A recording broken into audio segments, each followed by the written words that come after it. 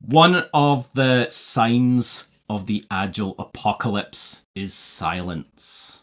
Quite often, this manifests in your sprint reviews when you're trying to get engagement from stakeholders. Perhaps you can't even get your stakeholders to turn up. When they do turn up, you ask them for any feedback and a tumbleweed floats past. And that's all the feedback you get. Perhaps when you ask for feedback, you already know before you ask that question that which person, usually the loudest and most outgoing person, you know they're the one that's going to answer that question, and nobody else's feedback is going to be offered because they don't want to, because they would be, I don't know. Sometimes there's fear if you're in a room with a lot of other people that your feedback is going to be invalid. There's fear that somebody else in the room might have a different idea than your idea, and they might be more senior, and you don't want to step on their toes by offering feedback that perhaps goes in the wrong direction. So it's very difficult to get that feedback, break the silence, and get people to actually talk about your products, talk about the direction of your products, talk about more than just the features that you've built even. What are the things that the stakeholders that you have in the room understand about the business and the business choices that have happened since your last sprint review? What does the stakeholders understand that we maybe don't understand about the market opportunities that are presenting themselves that since the last time we had a sprint review, or that have been manifesting over a period of time and suddenly they become important? This is all part of that North Star, that direction, as well as trying to break that cone of silence so we have good communication. Quite often, another way that silence manifests is all of the stakeholders that do turn up know that they can go have a private chat with the product owner later and get their agenda heard. And they can browbeat that product owner into doing things differently than they know other people in the room want to do things, or other people in the room know that some other direction is more important to the business. So they want to go browbeat that product owner privately so that they can get their agenda rather than the whole organizational agenda, because that makes them look good, not the other people in the organization. We don't care about them, right? So how do you do it? How do you break that silence and get that engagement from people? You need to stop building the wrong thing, right? If you're building the wrong thing, stakeholders ain't going to turn up. I was working with a team in Norway and the product owner didn't even turn up for the sprint reviews. How do you think the team felt about the work that they were doing and the value that it provided to the business? So what did they pick at their sprint planning? Whatever they felt like and they thought was cool to work on, because nobody else cares, so we may as well come up and care about the cool things we're working on, right?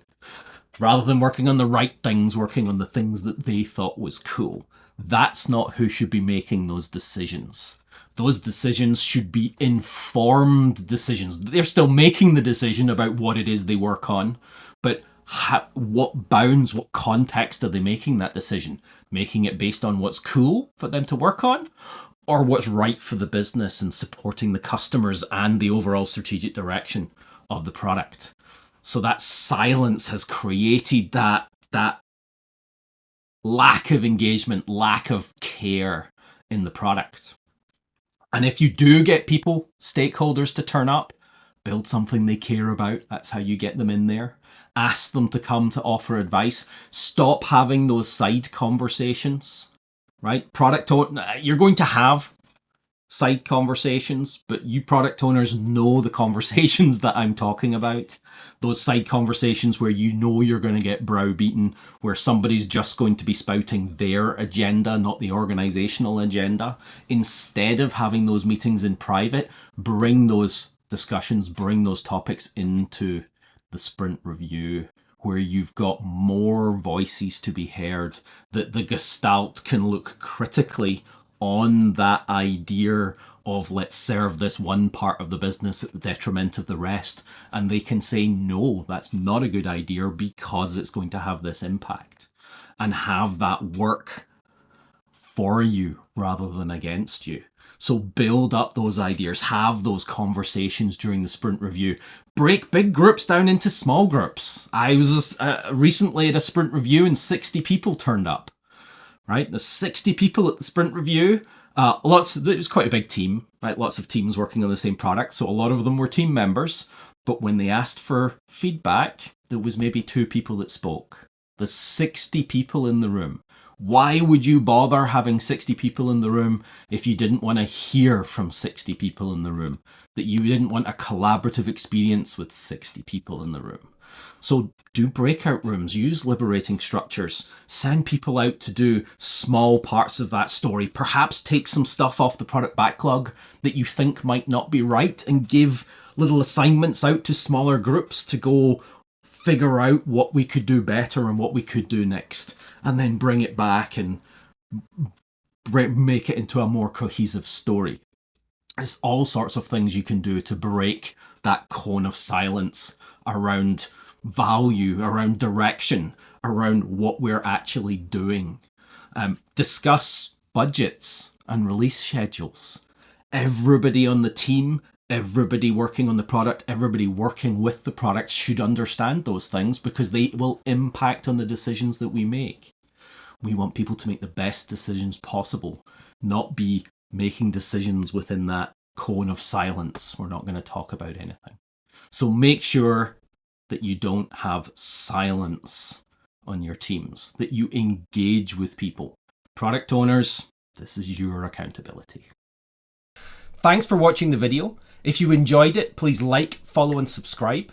I always reply to comments, and if you want to have a chat about this or anything else Agile, Scrum, or DevOps, then please book a coffee with me through Naked Agility.